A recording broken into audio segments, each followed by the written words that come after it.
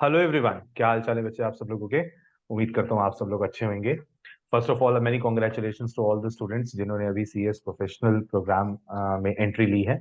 अभी अभी उन्होंने सीएस एग्जीक्यूटिव के एग्जाम्स क्वालिफाई किए हैं। और मेरे को लगता है कि सैल्यूट है उन सब बच्चों को जो इतने लो स्कोरिंग रिजल्ट में भी पास हुए हैं। तो अभी अंकुश सर और मैं हम लोगों ने इस पर्टिकुलर वीडियो को इसीलिए बनाने का प्लान किया कि अंकुश सर भी कह रहे थे कि सर जो बच्चे हैं ना, जो प्रोफेशनल में भी आए हैं, छोटे छोटे से बच्चे आए हैं, तो उनको पता होना चाहिए कि उनके ग्रुप वन का सीएस प्रोफेशनल का क्या पूरा सिनेरियो है। तो अंकुश सर, आप पहले हेलो सर, कॉन्ग्रेचुलेट कर हेलो, लो। Congratulations to all of you यार। मतलब सर, इतना मजा आ रहा है मेरे को तो देख के। बच्चों ने इतना काफी लंबे टाइम के बाद इतना, मतलब मैं बोलता हूँ स्ट्रिक्ट रिजल्ट आईसीएसई ने निकाला है। और जो बच्चा अब आया ना, मतलब दिल ये बोल रहा है इस बार फाइनल में रैंक आएंगे बच्चों के, लगातार लाइन से रैंक आएंगे सर। क्योंकि जिस बच्चे ने इस एग्जीक्यूटिव के रिजल्ट में भी पास कर लिया ना, मैं कह रहा हूँ सर, फट्टे चक देने हैं उस बच्चे को, तो देख लेना फाइनल में। तो very congratulation to all of you guys and welcome to विजी study hub, welcome to Arun Sethe classes and CS professional के लिए। सर आप लोगों ने इतनी डिमांड की कि सर कुछ वीडियो डाल दो। एक्चुअली मेरी थोड़ी तबीयत ठीक नहीं चल रही थी, तो जीडी सर ने भी मेरी वजह से थोड़ा वेट किया, और इसलिए नहीं तो फाइनली सर, तो आज बच्चों के ना जो इंक्वायरीज आ रही है, जो हम लोगों ने ग्रुप भी बनाया था, उसका लिंक भी डाल देंगे डिस्क्रिप्शन में। तो जितने भी आप लोगों के क्वेश्चन है, जो आप लोगों ने हमसे पर्सनली बोला, सर क्या करें, ट्रेनिंग करें सर, पहले दोनों ग्रुप दें, सिंगल ग्रुप दें सर, एग्जीक्यूटिव में एक एक करके दिया था, फाइनल में क्या करें। तो आज इस वीडियो में ना कोशिश करेंगे शॉर्ट टाइम में। अभी आप लोग भी खुशियां बना रहे होंगे, हमें पता है, एक्साइटेड हो, हमें पता है, हम आपसे ज्यादा एक्साइटेड हैं। तो हर एक चीज का आंसर मिलेगा। तो जीडी सर, एक बार आप बच्चों को ना स्टार्ट बस इसी चीज से कर दो। बच्चा ना बहुत, मतलब एन नंबर ऑफ मैसेजेस आ रहे हैं कि सर ट्रेनिंग, आपको लगता है कि अभी 30 डेज हम लोगों को ईडीपी में पहले स्पेंड करने चाहिए, या स्टार्टिंग का जुनून है, जोश है, उसको क्यों ना स्टडी की तरफ कन्वर्ट कर लें। सर, मेरे को ऐसा लगता है कि अभी जैसे प्रोफेशनल का न्यू सिलेबस है, अब जून में न्यू सिलेबस के अकॉर्डिंग पेपर जी होने जी। हैं। तो अभी क्या है, 7 सब्जेक्ट है हमारे पास। तो every one is preparing for both the groups. तो बिल्कुल। मेरे को लगता है कि अभी ना ईडीपी उन्हीं स्टूडेंट्स को करनी चाहिए जिनको साइमल्टेनियसली ट्रेनिंग स्टार्ट करनी है। बहुत बढ़िया। प्रोफेशनल के एग्जाम्स देने के लिए आपको ईडीपी करने की कोई रिक्वायरमेंट नहीं है। और मेरे को ऐसा लगता है कि अभी 1 साल के बाद आपके एग्जाम्स है, पूरा 1 साल भी नहीं है, हार्डली मैं बोलूंगा कि 10 महीने बाद आपके एग्जाम्स है। तो मेरे को ऐसा लगता है कि यार ये 10 महीने ना आपको पूरा फोकस करना चाहिए अपनी स्टडीज पे। और इतनी जी तोड़ मेहनत करो अपनी स्टडीज पे कि भाई दोनों ग्रुप निकालने ही निकालने हैं, sure shot, in coming June attempt. उससे होगा क्या कि आप अपनी पढ़ाई से, पूरी स्टडीज से पूरी तरीके से फ्री हो जाएंगे। जब उससे फ्री हो जाएंगे उसके बाद 21 महीने की ट्रेनिंग करने जाओगे ना, तो बिल्कुल फ्रेश माइंड से, फ्री माइंड से आप ट्रेनिंग करोगे और अपना 100% दे पाओगे। अभी अगर ट्रेनिंग करते हैं तो होगा क्या कि अभी स्टडीज भी हैं, लाइक क्लासेस भी करनी है, सेल्फ स्टडी भी करनी है, साथ में ट्रेनिंग भी करनी है। तो तुम दोनों के साथ ना कहीं कॉम्प्रोमाइज करोगे। ना ट्रेनिंग उस लेवल की कर पाओगे और ना ही पढ़ाई उस लेवल की हो पाएगी। तो मेरे को लगता है कि ऐसी कॉम्प्रोमाइजिंग सिचुएशन में पहुंचने से इट्स फार बेटर कि आप ना पहले अपनी स्टडीज कंप्लीट करो, एकेडमिक्स कंप्लीट कर लो, दोनों ग्रुप में पूरी मेहनत करो और दोनों ग्रुप जून में दो, उसके बाद आप ट्रेनिंग ज्वाइन करो तो सबसे बेस्ट है। और ईडीपी जब, जैसे मान लो जून में आपके एग्जाम्स होंगे, तो 10 जून के आसपास आपके एग्जाम्स ओवर हो जाएंगे। उसके बाद जब छुट्टी होगी ना, जब गैप बिल्कुल। होएगा आपके रिजल्ट के बीच में, तब करना ईडीपी आराम से। वो ठीक। ज्यादा बेटर होगा, तो तुम भी फ्री माइंड से करोगे, तो मेरे को लगता है वो सब ज्यादा बेटर है। दूसरा सर, एक छोटा सा एडिशन, मतलब मुझे जो लगता है, जब हमारे फाइनल क्लियर हो जाता है ना, एटलीस्ट हम सारे एग्जाम्स अपीयर कर जाते हैं, तो ना ट्रेनर के भी माइंड में ये रहता है कि यार बच्चे को ना ऑफ नहीं देना पड़ेगा एग्जाम्स के लिए, 1.5 महीना पहले छुट्टियां नहीं देनी पड़ेंगी, वरना आप ना अपना 100% ट्रेनिंग पे भी नहीं दे पाते हो। तो हाँ, उसको भी आपको ना लगता है कि भाई अच्छी छुट्टी ले लेगा, जी जी जी। तो अगर एक पूरा अच्छी डेडिकेट फर्म वर्क नहीं चूज कर करनी पाएगा। है ना, अगर कोई एक अच्छी फर्म को चूज करना है, तो शायद फाइनल पास वाले को, मैं भी, अगर हम भी प्रैक्टिसिंग है, तो मैं भी सजेस्ट करता हूं, मैं भी रेफर उसी बच्चे को करता हूं जो मतलब बेसिकली फाइनल पास वाला है, क्योंकि मुझे पता वो इंटरप्शन नहीं आएगी, उसको अपना 100% अभी यहीं पे देना है ना सर। तो मुझे भी पर्सनली लगता है।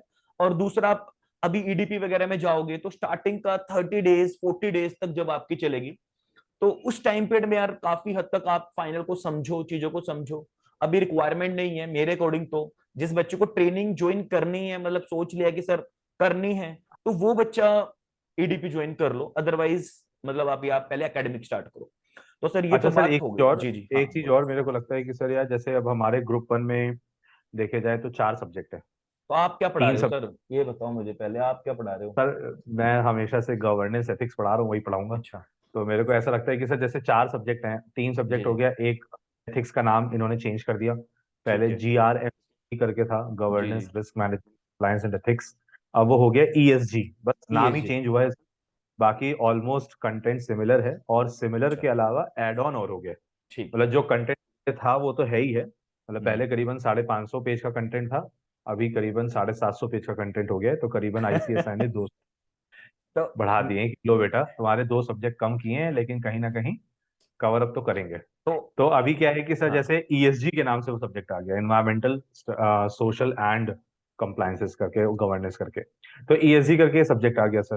तो अभी दूसरा सब्जेक्ट आपका ड्राफ्टिंग का है सर, जो तो भाई साहब अंकुश सर हमेशा से लेते आ रहे हैं। तो मतलब सर एक्सपीरियंस में तो ड्राफ्टिंग तो अंकुश सर का कोर एरिया होने वाला है। तो मैं सर आपको क्या लगता है, ड्राफ्टिंग पुराने सिलेबस के अकॉर्डिंग अभी न्यू सिलेबस में क्या कुछ चेंजेस हुए हैं?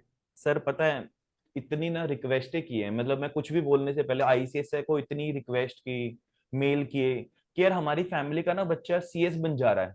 हम ये बोलते हैं we are the best in drafting. CS के अंदर हम लोगों को कॉर्पोरेट और ड्राफ्टिंग के ना हम महारथी हैं। मतलब ड्राफ्टिंग बोले तो सीएस, ठीक है ना। तो हम लोग ट्रेनिंग में जाते थे सर, एंड जब से आईबीसी आया ना मार्केट में, इंडस्ट्री में, मैं बच्चों को बता दूं, आप अभी छोटे छोटे बच्चे आए हो, वैसे तो जीडी सर ने या जहां से भी आप लोग पढ़े होंगे, सबने आपको आईबीसी, कंपनी लो, उसका स्कोप भी बताया होगा, डेफिनेटली बताया होगा। हर टीचर अपने एंड पे कोशिश करता है बेस्ट बताने की। बट जब आप प्रैक्टिकल लाइफ में एंटर करते हो ना, तो आपको एनसीएलटी के अंदर कैसे अपीयर करना है, कैसे सर एप्लीकेशंस ड्राफ्ट होंगी। अच्छा, आप किसी ऑर्गेनाइजेशन में काम कर रहे हो, अगर उसके ऊपर शोकोज नोटिस आया, तो उस नोटिस को पढ़ना ही नहीं आता सर बच्चे को। मान लो अगर सही बात। कोई बच्चा इंडस्ट्री में जाता था, वो कहता था सर इस काम को क्या करें, तो अल्टीमेटली कंपनी को ना वो काम आउटसोर्स करना पड़ता था एडवोकेट्स के पास, या उस पर्सन के पास जिसको ना इंडस्ट्री में 10-15 साल का एक्सपीरियंस हो गया है। भाई साहब इतना जबरदस्त, हैट्स ऑफ टू आईसीएसआई, क्या प्यारा मॉड्यूल ड्राफ्ट किया है। बट हाँ, मैं ये बोल सकता हूँ, जो बच्चा अपना फ्यूचर बनाना चाहता है, करियर बनाना चाहता है, उस बच्चे के लिए ड्राफ्टिंग का मॉड्यूल तो ना, मतलब मैं करूं, अमृत का काम करने वाला है सर। शो कोज नोटिस जो हमने नाम कभी सुने होंगे ना, हर एक चीज के ऊपर इन्होंने प्रोविजंस डाल दिए। सिर्फ प्रोविजन नहीं डाले, प्रैक्टिकली बनाना कैसे है। लाइक टेंडर सुना है, सिर्फ टेंडर्स होते हैं रोड के, पास होते हैं, कोई ना बिडिंग तो करनी होती आपकी है, बिडिंग। आवाज डिस्टर्ब हो रही है, अब आ रही है एक बार सर मेरी चेक करें। वॉइस? Hello hello. अब आ रही है सर मेरी वॉइस प्रॉपर? बहुत कट के आ रही है सर। अब आ रही है सर? हाँ अभी अभी। हाँ।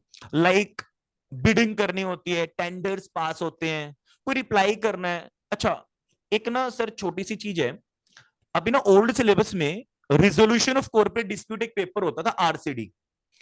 भाई सब टीचर भी, सब टीचर्स, मतलब लाइक बच्चे बोल रहे हैं सर एक पेपर कम हो गया, लो का ना एक पेपर कम हो गया।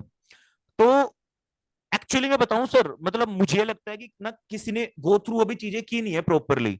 वो पेपर कम नहीं हुआ है, वो पेपर आधा तो उठा के ड्राफ्टिंग में डाल दिया है, और आधा पेपर उठा के सेक्रेटरियल ऑडिट में डाल दिया है। मतलब वो कम नहीं हुआ है, ये हमारा मिथ है कि वो कम हो गया है। पेपर तीन ही है आज भी, बट उनको दर्शन दोगे कर दिया। सर आपकी वॉइस नहीं आ रही है, एक बार चेक कीजिए, आपकी वॉइस में दिक्कत आ रही है। Hello hello.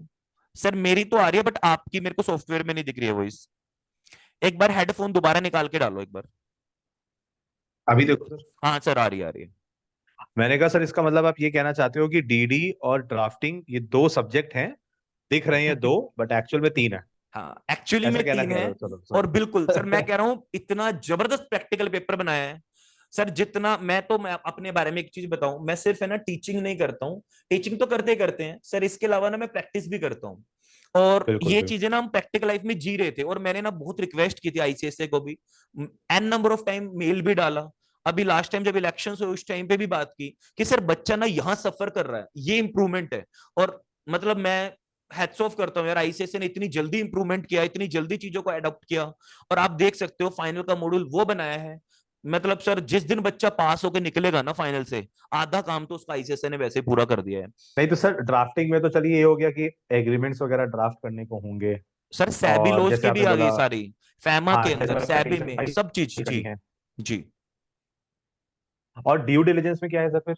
Sir due diligence में जैसे बच्चे ने, हम लोगों ने आज तक पहले पढ़ा है ऑडिट क्या होता है, पढ़ा है ना हम लोगों ने, थ्योरी में पढ़ लिया ऑडिट क्या होता है, बट ऑडिट को करने का प्रोसेस क्या होगा, ऑडिट करने के लिए कौन कौन पर्सन एलिजिबल है।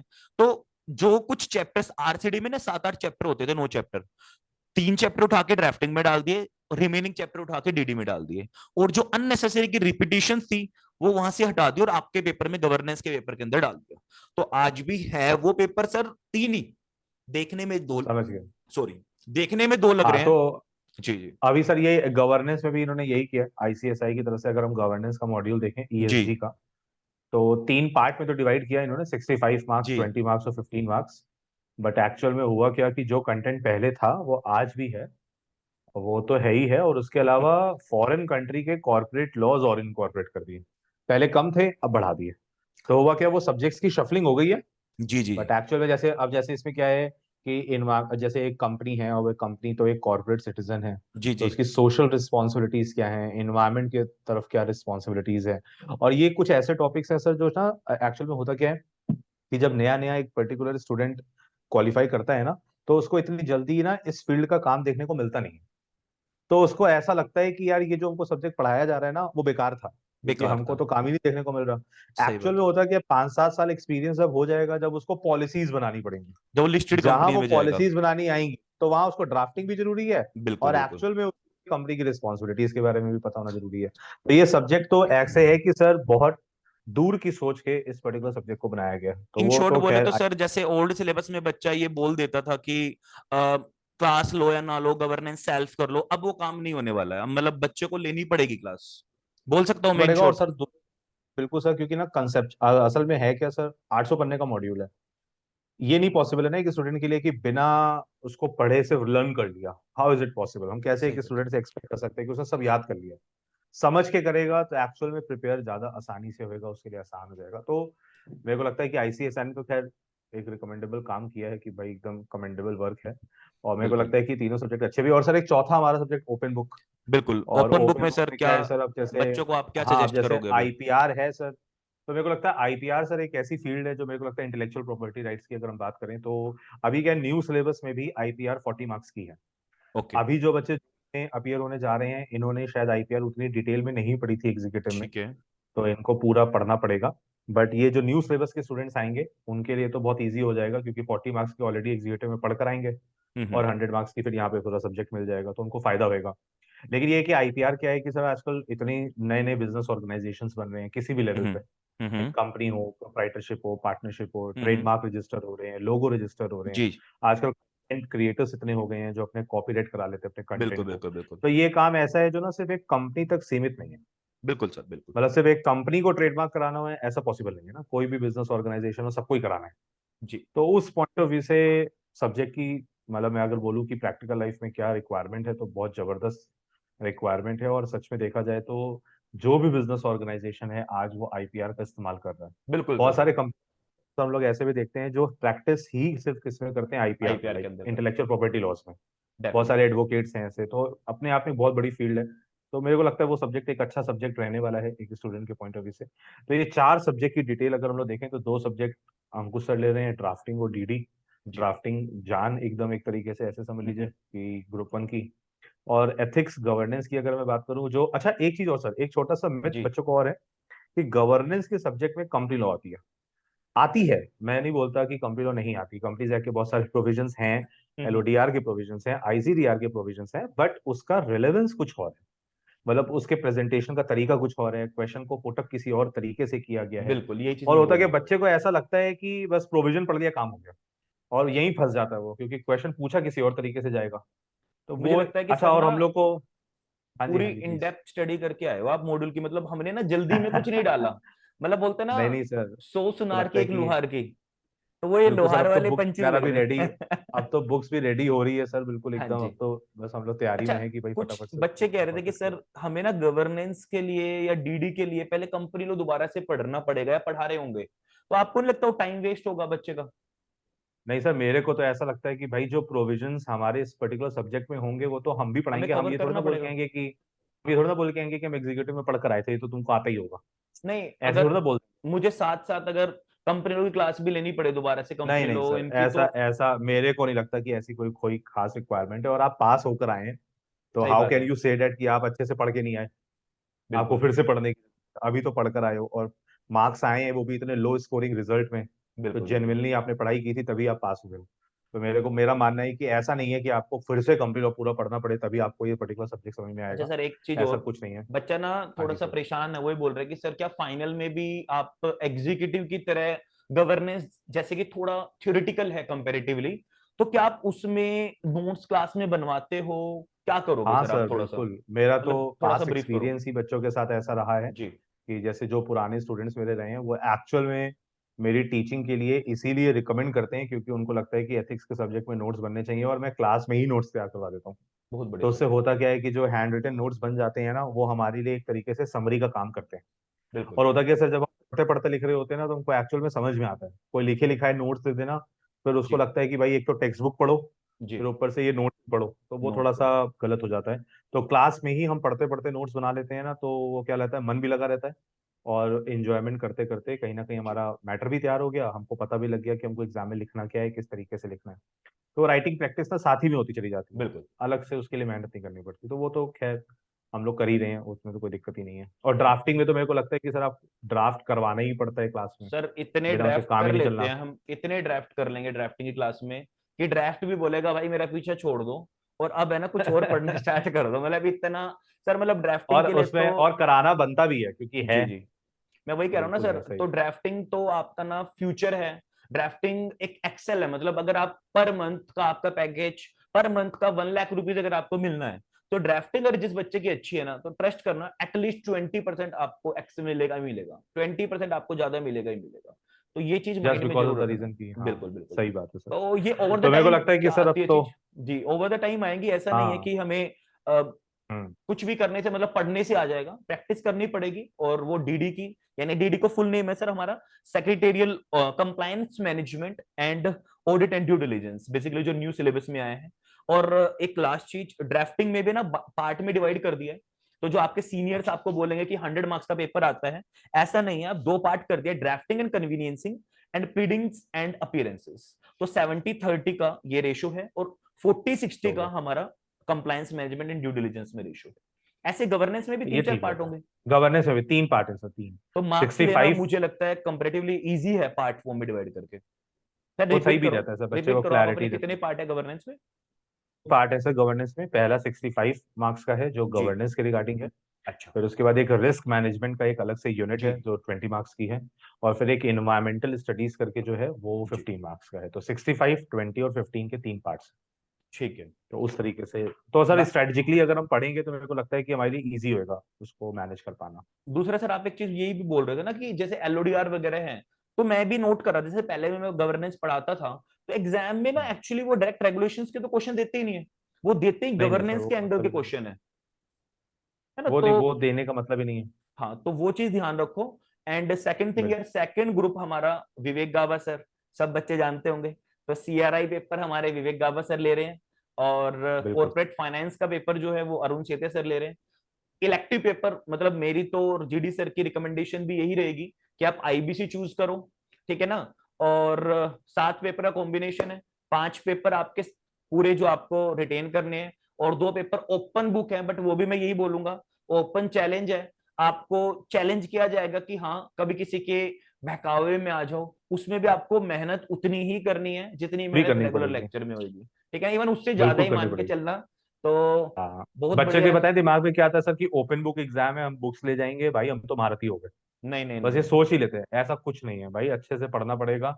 अगर हमने अच्छे से कंटेंट नहीं पढ़ा हुआ है, एग्जाम में 3 घंटे कब निकल जाएंगे, हम जी। ढूंढते ही रह जाएंगे, कुछ नहीं मिलने वाला। तो सर अभी अभी गाबा सर और अरुण सर ऑलरेडी बच्चों को ग्रुप 2 का बिल्कुल बिल्कुल एक बिल्कुल। ब्रीफ डिस्क्रिप्शन दे चुके हैं। और हम लोग भी बहुत एक्साइटेड हमारी थे, तो हम क्लासेस लोग को लगा स्टार्ट कि 4 से हो रही हैं। 4 सितंबर से सर, बिल्कुल फोर्थ मंडे को सितंबर सुबह से। सुबह आपकी और नींद खोलेंगे ये क्या कहते हैं अपना जीडी सर, और लास्ट में सुलाने में आऊंगा सेक्रेटरी ऑडिट के अंदर। तो तो मेरे को बात यही लगता है कि होनी। सर अभी जिन बच्चों को भी क्लासेस के लिए और कोई इन्फॉर्मेशन चाहिए या रजिस्ट्रेशन कराना है, तो डिस्क्रिप्शन में ऑलरेडी व्हाट्सएप ग्रुप का लिंक है। जी। आप उसको ज्वाइन करिए, आपको वहाँ पे सारी डिटेल्स मिल जाएंगी क्लासेस के रिगार्डिंग, और फिर अकॉर्डिंगली हम लोग आपसे मिलेंगे और ग्रुप नेक्स्ट में ना वीक। हमारे कॉन्टेक्ट नंबर भी एडमिन में होंगे, विवेक सर का भी, अरुण सर का भी, जीडी सर का भी, मेरा भी। तो जिस बच्चे को जो भी सब्जेक्ट से रिलेटेड या पर्सनली कोई प्रॉब्लम है, सर क्या करना है क्या नहीं करना है, अदरवाइज कोई वैसे प्रॉब्लम है, तो आप हमसे डिस्कस कर सकते हैं, हम आप लोगों के लिए अवेलेबल हैं। एक चीज और, परसों डे आफ्टर टुमारो 29th को हमारा एक लाइव भी और फेस टू फेस भी सेमिनार वेबिनार सब चीज हो रही है जी। जो बच्चा दिल्ली से बाहर का है वो बच्चा उसको लाइव अटेंड कर लेगा, और जो बच्चा दिल्ली का है वो डेफिनेटली मोस्ट वेलकम। और सर लंच का भी हम लोगों ने बिल्कुल कुछ इंतजाम इंतजाम किया किया है। है। तो लंच के लिए आप बच्चे आ लंच सकते करेंगे, हो। आराम से बैठेंगे, खाई पियेंगे, उसके बाद हम डिस्कशन करेंगे। 2 बजे हम लोग मिल रहे हैं, और 3:30 4 5 6 7, जब तक आप लोग की तसल्ली नहीं होगी जब तक हम वहां अवेलेबल होंगे। अपने पेरेंट्स को बिल्कुल। लाना है उनको भी लेके आओ, जो डाउट है वहीं पे, मतलब आप लक्ष्मी नगर वेन्यू रहेगा ना सर हमारा ऑफिस, लक्ष्मी नगर, आप लोग लक्ष्मण। आइए। And most welcome to all of you. And again मैं बोल रहा हूँ, जल्दी में आके कोई डिसीजन मत लो। रिजल्ट ठीक है, all over India highest marks drafting में हमारे स्टूडेंट के ही हैं, गवर्नेंस में हमारे स्टूडेंट के ही हैं। तो रिजल्ट अगेन मैं बोलूंगा सर, बच्चों की मेहनत होती है, हम उसको अपनी मेहनत तो बताएंगे ही, बट अगेन जो बच्चा मेहनत करता है, स्टिल मैं ये बात आप लोगों को बता रहा हूँ, सोच समझ के डिसीजन लो, डेमो लेक्चर्स देखो, 1 2 डेमो लेक्चर्स देखो। एंड जल्दी में कहीं ऐसे ट्रैप में मत फंस जाना कि सर यहाँ से एग्जीक्यूटिव लिया था तो यहाँ फाइनल भी अच्छा मिलेगा। मतलब हम लोगों ने अपनी करियर की शुरुआत ही सीएस प्रोफेशनल से की है, और आज लीडिंग टीचर में अगर नाम आता है तो सर ड्राफ्टिंग के पेपर में, गवर्नेंस में हम लोगों का आता है। तो आप जल्दी ना करना, डेमो देखना, 2 2 डेमो 3 3 डेमो हमारे आपको यूट्यूब पे फ्री मिलेंगे। और 8:30 सर हमारा बैच शुरू हो जाएगा मंडे से, 4th से डेट मंडे। नोट कर लो सारे। एंड देन मिलते हैं जी क्लास में, फेस टू फेस आना, दिल्ली वाले या बाहर वाले बच्चे, ठीक है ना? ओके सर, कोई और डाउट ओके, होंगे थैंक तो यू सो नीचे मच सर। कमेंट डाल दो, हम लोग आपको रिप्लाई जरूर देंगे। ठीक डन है sir. Sir? Okay, good bye, good bye everyone, okay bye यार, good bye, bye take good bye care, good bye good good bye. Bye.